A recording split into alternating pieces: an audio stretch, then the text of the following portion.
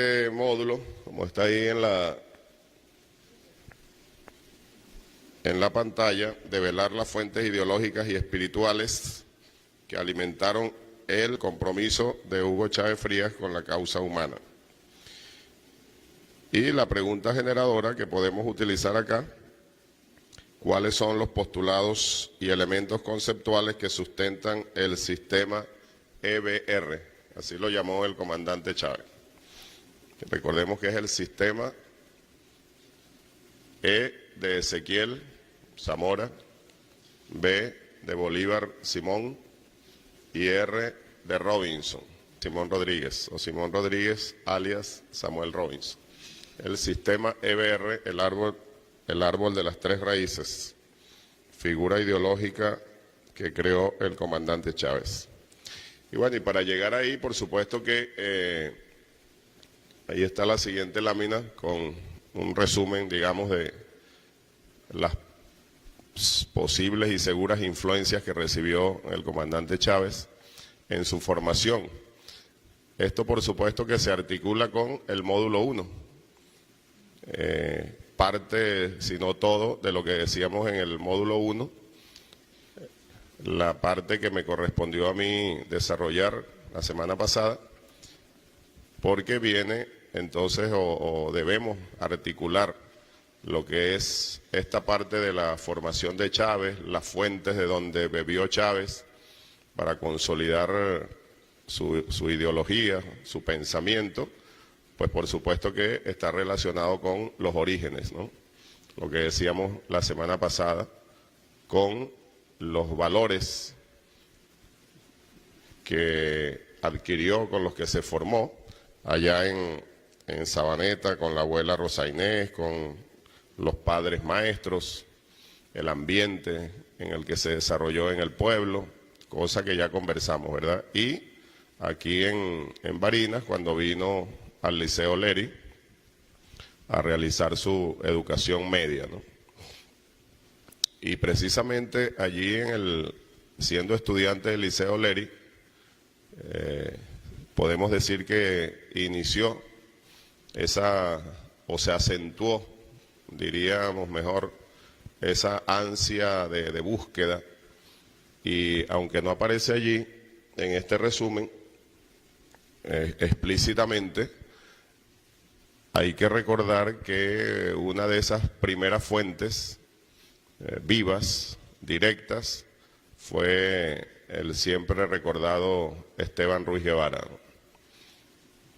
Porque Hugo conoció a sus hijos, fue una de esas causalidades de la historia. Hugo conoció a los hijos de Ruiz Guevara en la urbanización Rodríguez Domínguez, éramos vecinos, y sobre todo por los juegos, las clases en el liceo, se hicieron ellos muy amigos y comenzó la relación de Hugo con Ruiz Guevara, y por tanto la posibilidad de Chávez de preguntar, de seguir buscando, de revisar incluso la biblioteca del viejo Ruiz Guevara, libros que el mismo viejo, querido viejo, le prestaba, le sugería, etcétera, ¿no? Entonces, esa es una primera fuente que siempre hay que tener allí presente, pues la fuente viva, directa, como el maestro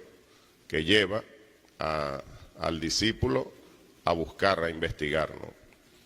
Y allí en esa biblioteca y con esas indicaciones, sugerencias, conoció Chávez en mayor profundidad a Bolívar, a Zamora.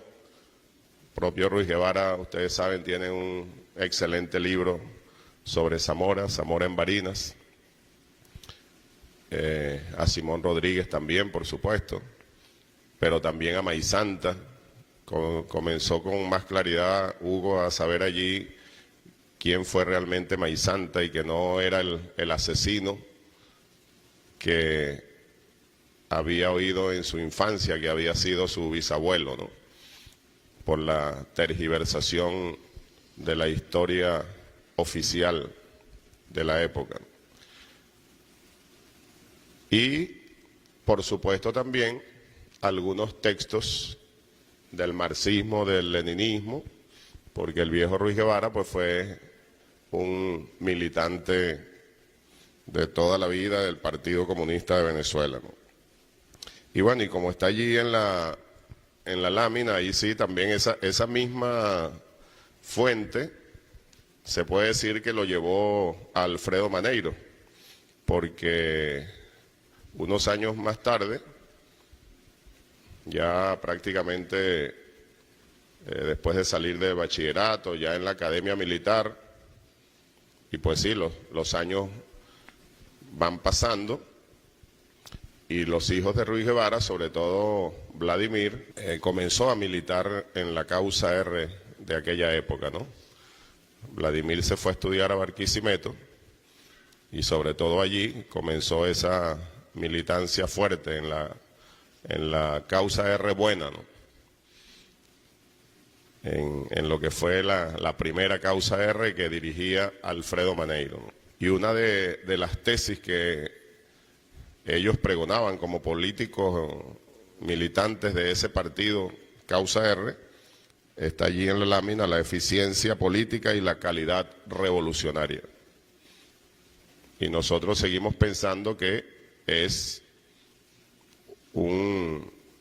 primero que formó parte de ese pensamiento y de esa formación socialista revolucionaria de Chávez, y que nosotros ahora en esta coyuntura, bueno, es un concepto, una enseñanza que debemos llevar a la práctica revolucionaria, ¿no? Ya se ha dicho en otras oportunidades la influencia que yo mismo pude haber realizado en el compañero hermano comandante, pues porque así como Vladimir se fue a estudiar a Barquisimeto, yo me fui a la ULA.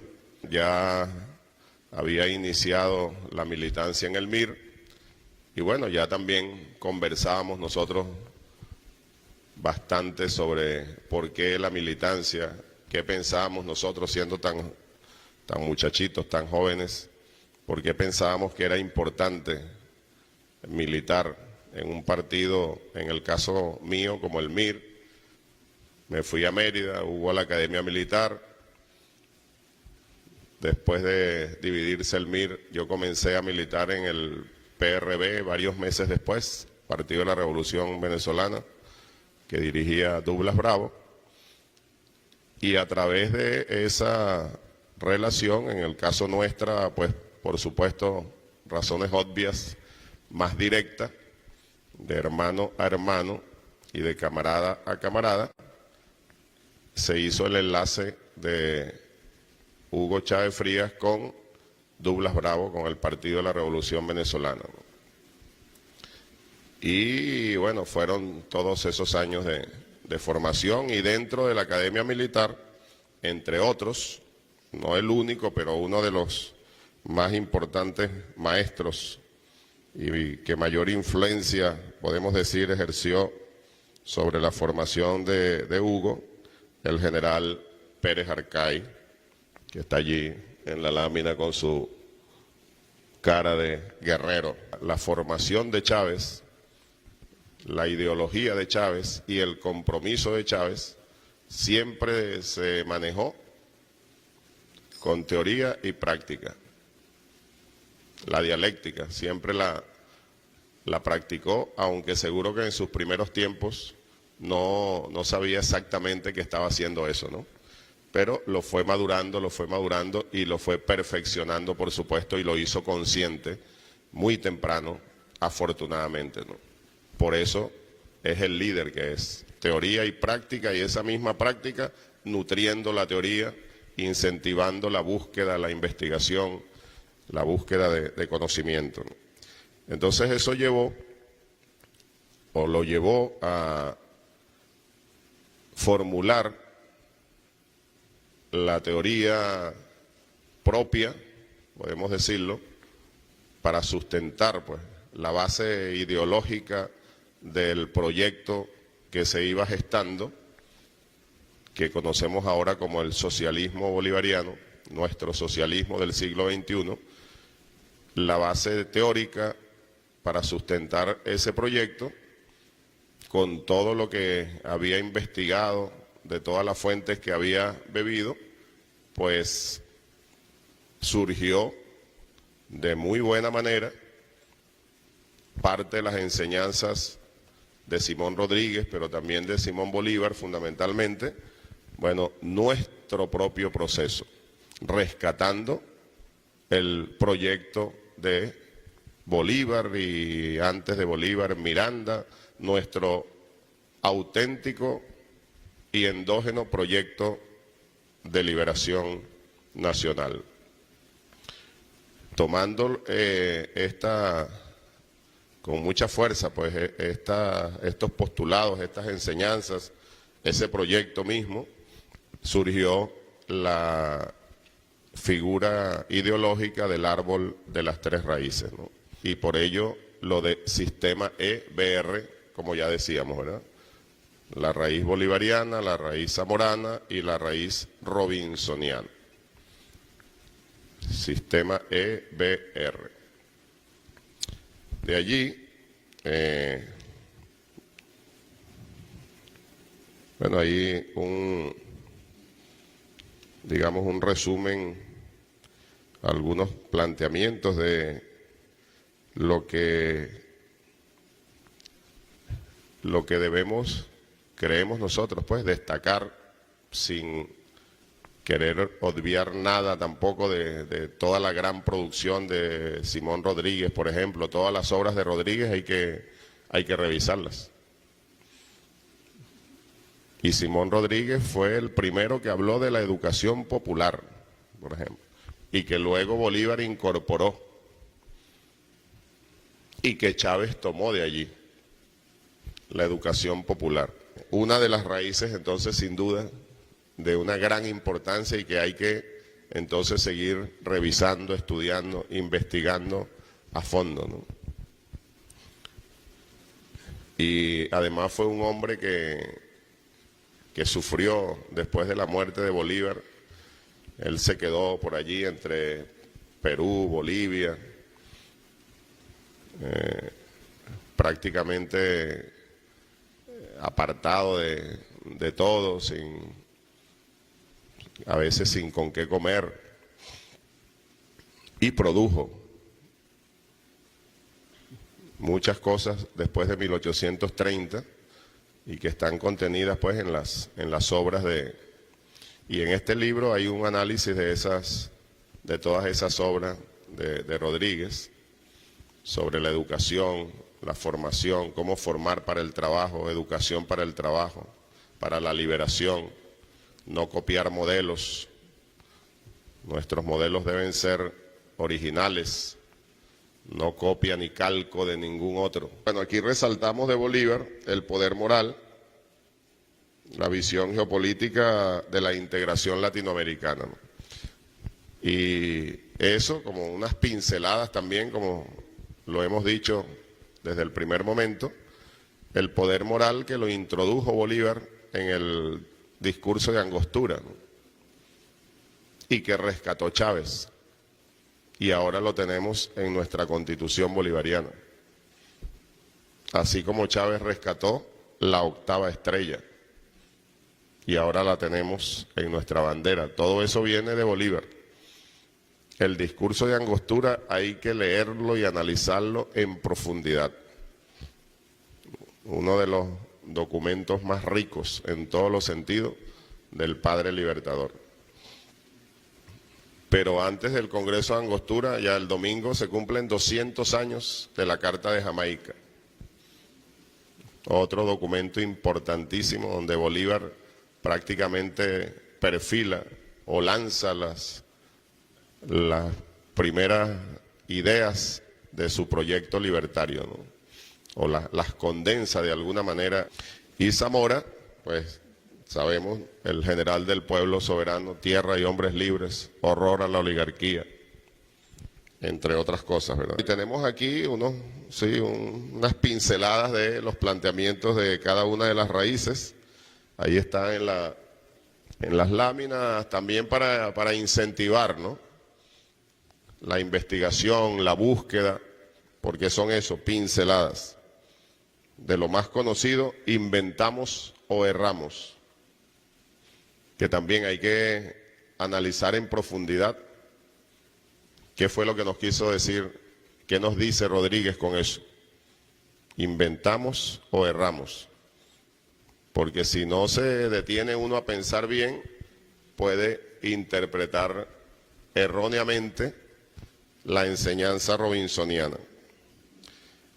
Y bueno, como ya decía, él plantea un modelo de sociedad original, solidaria, humanista, basada en la educación popular y la creatividad.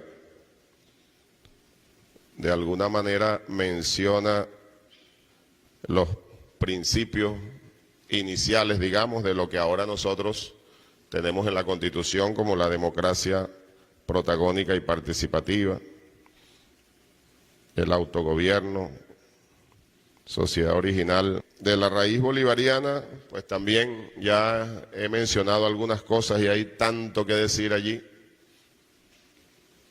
pinceladas para esas investigaciones, ¿no? Concepto de Estado y sociedad, principio de soberanía, libertad, justicia, inclusión social, el imperio de la ley, gobierno republicano popular, visión geopolítica e integracionista. Uno de los puntos bien importantes de considerar, sobre todo en esta coyuntura, y que sin duda Chávez asumió desde los primeros inicios, valga la expresión, los primeros documentos, pues el libro azul, donde está el sistema EBR, y allí fundamental el concepto de unión de nuestra América. Incluso él lo mencionó en algunas oportunidades, aunque podemos seguir hablando de integración, más que integración es unión. O dicho de otra manera, el concepto de la unión, consideraba el propio Chávez, y nosotros lo compartimos, es más profundo que integración. La unión, verdadera unión, como un bloque, pues. La unión nuestroamericana. Y bueno, y allí está el proyecto bolivariano de la Colombia, ¿no? Que después en la historia nos la planteaban como la Gran Colombia, pero realmente Bolívar lo planteó como Colombia, esa unión del 21 al 30. En 1821 se aprobó la Constitución de Colombia. Y cuando murió Bolívar, la desmembraron, pues. Aunque ya, por supuesto, venían haciendo un trabajo previo y ya cuando murió Bolívar prácticamente eso estaba desmembrado. Gracias, con mayúsculas y subrayado, esas gracias a Santander en la Nueva Granada y Páez en Venezuela fundamentalmente. Ellos dirigieron eso. La raíz zamorana, bueno, más cercana a nosotros, planteamientos bien conocidos, tierras y hombres libres, la idea de la propiedad social, el bien común, igualdad, equidad, la causa de lucha es la de los pueblos. Solo el pueblo salva al pueblo.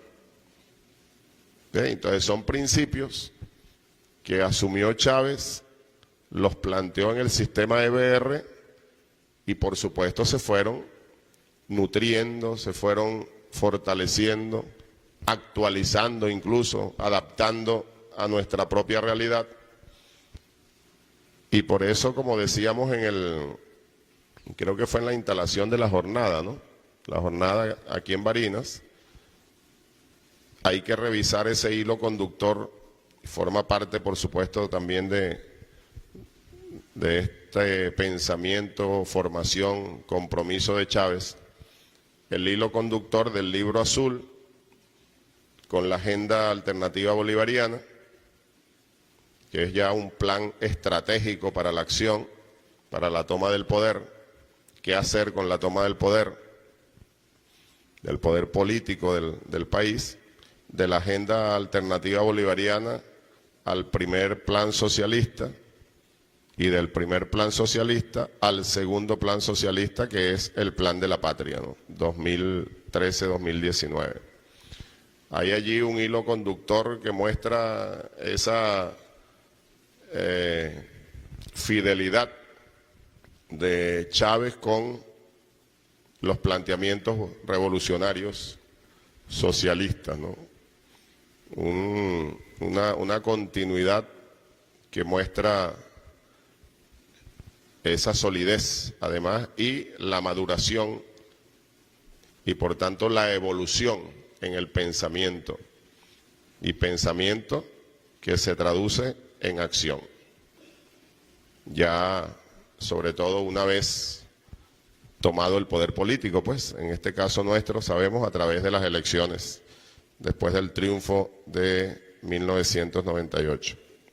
El último fin, dice ahí, el modelo de sociedad originaria, participativa y protagónica a través de un proyecto nacional. Queremos plantear aquí es cómo se puede sintetizar y cómo efectivamente se consigue esa síntesis en los documentos de Chávez de la revolución, ¿no? La revolución como el medio de alcanzar el nuevo modelo de sociedad, modelo socialista, cambio de estructuras en lo jurídico, político, económico, social y cultural. Y aquí es importante, me parece a mí, mencionar que esa síntesis, como queremos plantearla acá, se logró inicialmente con el empeño de Chávez, Chávez dirigiendo ya los destinos del país por decisión de la mayoría del pueblo venezolano, una vez que asumió pues la presidencia de la República en febrero de 1999, a través de la Constitución bolivariana.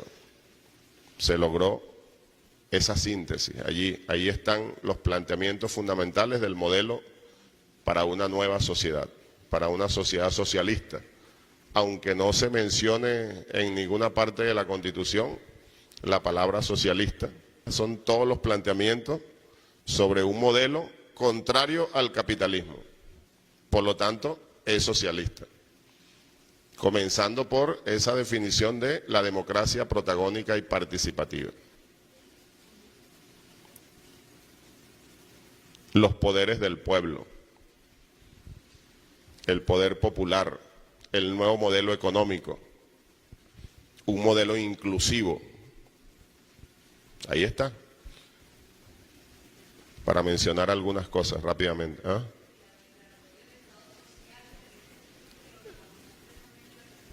Así es, Estado social de derecho y de justicia. Un planteamiento bien claro y exacto de qué se trata, de qué estamos hablando. Y hay que recordarle a la gente, y tenemos que recordarlo a nosotros siempre también, que precisamente el golpe de Estado de 2002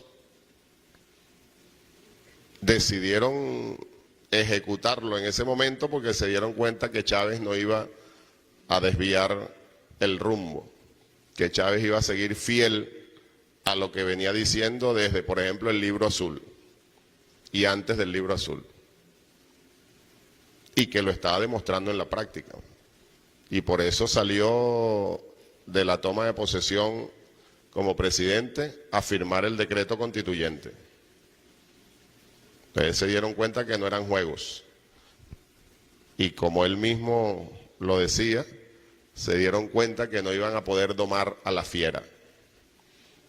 Ellos pensaron que iban a poder cercarlo y lo intentaron de diversas formas, que iban a poder endulzarlo con las mieles del poder una vez que fuese presidente.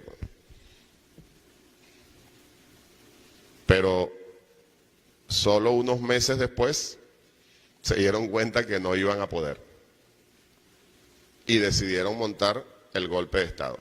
Bueno, tenemos que buscar la manera de acelerar la marcha, de seguir resolviendo situaciones difíciles aún presentes, de seguir derrotando a ese viejo enemigo, aún poderoso, muy poderoso todavía, pero que hemos ido derrotando y tenemos que seguirlo derrotando. Con mucha unidad, con mucha conciencia. Pero tenemos que llegar al punto de no retorno. Es decir, seguimos en transición y debemos llegar a un punto de ese proceso donde podamos decir los peligros seguirán existiendo, pero esta es una sociedad sólida, con mínimas probabilidades de echar hacia atrás. Hemos llegado al punto de no retorno de la revolución. Diríamos en aquel momento, o dirán los que estén vivos. ¿Quién sabe si nosotros estaremos allí, nosotros los que tenemos más juventud acumulada? Porque bueno, es así pues. Llega un momento en que, y uno no sabe cuándo ni cómo. Bueno, comenzando por el propio comandante Chávez. No está físicamente con nosotros. Hace 5 años atrás, por ejemplo, ¿qué íbamos a pensar nosotros que Chávez se iba a enfermar? Ni él, ni nosotros, ni nadie. A lo mejor lo enfermaron. Esa es una hipótesis que está por ahí. Quizás difícil de probar, pero quizás lo enfermaron, quizás el enemigo logró lo que viene persiguiendo desde, sobre todo, 1999. Pero si no aceleramos la marcha, podemos llegar a viejitos y no ver la llegada al punto de no retorno. Eso podríamos tomarlo como una advertencia, pero también como una motivación para el estudio, la formación, la organización, estemos en el lugar que estemos de la sociedad, de nuestros trabajos, etcétera, a la organización, a seguir consolidando mucha unidad en todo nuestro quehacer político y lograr entonces que como pueblo organizado aceleremos la marcha con nuestro gobierno, por supuesto, bolivariano, a nivel nacional, estadal, municipales, nuestros gobiernos, a todos los niveles, aceleremos la marcha. Gestión política y gestión de gobierno para que lleguemos entonces, digamos, lo más pronto posible a ese punto de no retorno.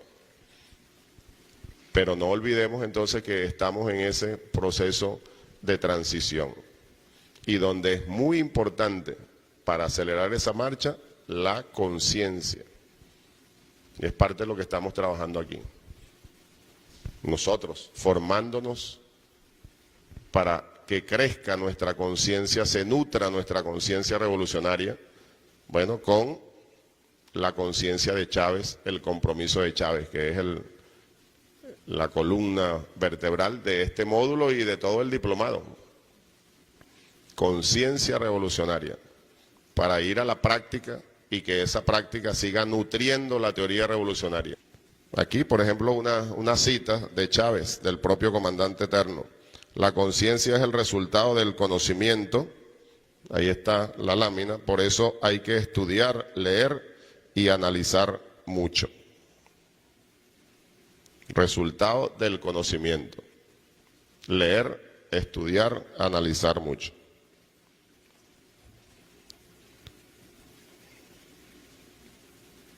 Del conocimiento a la conciencia, nos decía Chávez, nos dice Chávez, nunca tendrá el pueblo poder económico hasta que no sea el dueño de los factores de producción, de los medios de producción, podemos decir, tierra, maquinaria, tecnología, conocimiento, capital, trabajo.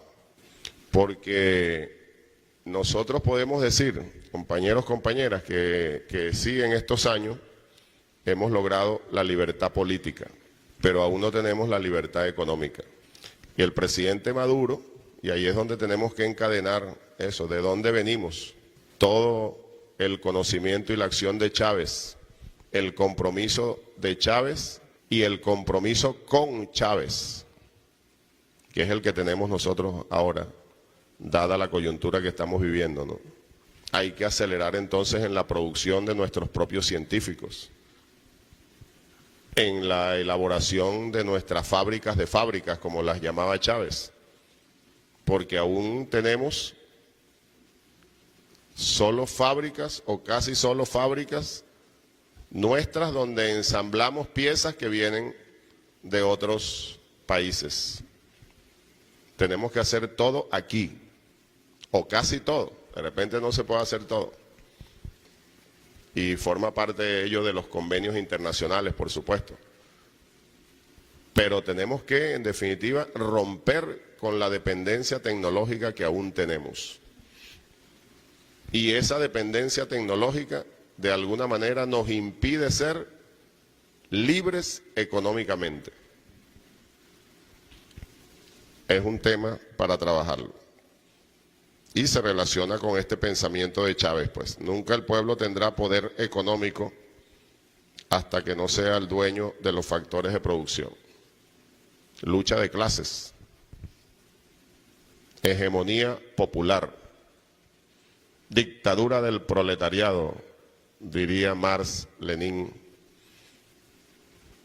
Y términos incluso a los que no hay que tenerles ningún temor y debatirlos. Forma parte también de la investigación, porque aunque no se diga explícitamente en los documentos de Chávez, aunque no se diga explícitamente en nuestra Constitución, eso tiene que ver con el nuevo modelo de sociedad. Quizás nosotros ahora tengamos que decirlo de otra manera, porque sobre todo la oposición sigue tratando de manipular porque se usa el término dictadura. Bueno, pero eso hay que saberlo interpretar y saberlo explicar entonces al pueblo, y si hace falta, bueno, le cambiamos el nombre. Lo importante es el contenido. Aquí está otro pensamiento de Chávez relacionado con ello: el poder de la conciencia de un pueblo. Esto es importantísimo. De un colectivo. Es el más poderoso instrumento unitario. Conciencia del colectivo. De eso venimos hablando desde hace años. Unidad alimentada por la conciencia genera un poder que cada vez se va haciendo más grande. Es la conciencia del colectivo. En eso tenemos que trabajar muy duro. Es parte de la tarea de esto que estamos aquí. ¿Por qué hay gente que siendo como nosotros? Yo siempre lo digo, ustedes me lo han oído muchas veces por ahí seguro. Gente que es como nosotros porque no tiene grandes bienes de fortuna, no son burgueses, no son oligarcas, no tienen cuotas de poder de ninguna naturaleza. Son como nosotros, vecinos nuestros, trabajan con nosotros y además reciben beneficios de la revolución cada vez que lo necesitan. Y sin embargo apoyan a la oposición. ¿Por qué? Falta de conciencia del deber social. Incluso nos decía Chávez, que creo que esa cita no la colocamos aquí, pero yo siempre la recuerdo, la tengo grabada, sobre todo desde ese congreso del partido al que me refería, porque me pidieron en aquel momento que yo diera unas palabras y me puse a buscar y conseguí, preparé un discurso para leerlo, ¿no? Y conseguí esa frase de Chávez porque quería mencionar pues sobre esto, sobre la conciencia y el compromiso que tenemos por delante y ahora en la coyuntura de no tener a Chávez físicamente, etcétera. Y efectivamente es una cita de Chávez, palabras textuales de uno de sus discursos, que dice: hay que fortalecer la conciencia donde ya existe y hacerla que nazca donde aún no existe. Y eso también hay que saberlo interpretar para llevárselo a los demás, porque alguien incluso podría sentirse ofendido. Que tú le digas, no, lo que pasa es que tú no tienes conciencia. Bueno, todos tienen conciencia.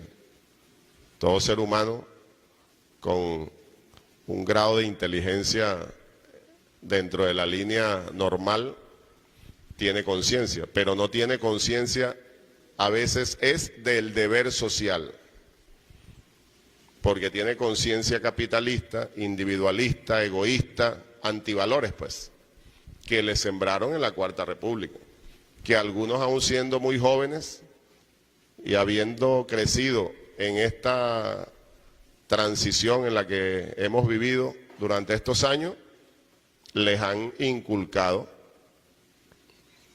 a través de la familia, de los medios de comunicación privados, etcétera, y por eso es que esta transición es tan difícil, entre otras cosas.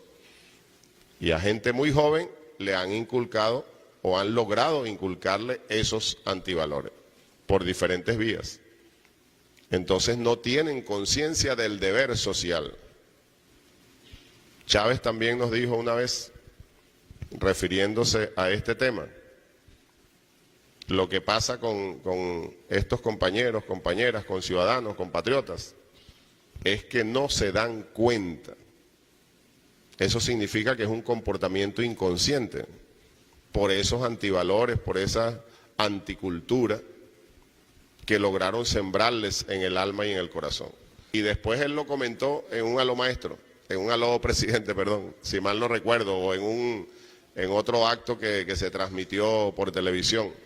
Él lo dijo, pues para todos, lo que me había comentado a mí. Él echó el cuento que Adán me dijo por teléfono, que fíjense allá en Ciudad Tabacара, en Barinas y tal, y repitió esta expresión que es contundente, relacionada con lo que estamos diciendo, la falta de conciencia del deber social en sectores populares, en sectores que son como nosotros, y es nuestro deber sacarlos de ahí, de esa oscuridad en la que todavía están. Nos dijo Chávez y nos sigue diciendo, lo que pasa es que ellos no se dan cuenta que están votando en contra de ellos mismos, de sus hijos e hijas, de sus nietos, nietas y de todas sus futuras generaciones. No se dan cuenta. ¿Qué significa eso? Que es verdaderamente un comportamiento inconsciente por los antivalores que lograron sembrarles en la mente y en el corazón. Por tanto, el compromiso, la conciencia, el pensamiento y la acción de Chávez, pues tienen que ver con esas tareas concretas que tenemos, que en definitiva es seguir fortaleciendo nuestra conciencia, que ya la tenemos como revolucionarios y revolucionarias, para la práctica revolucionaria, que tiene que ver, y en esta coyuntura con mayor fuerza, digo yo, fundamentalmente con hacer que crezca la conciencia del deber social donde aún no existe y que se fortalezca donde ya existe.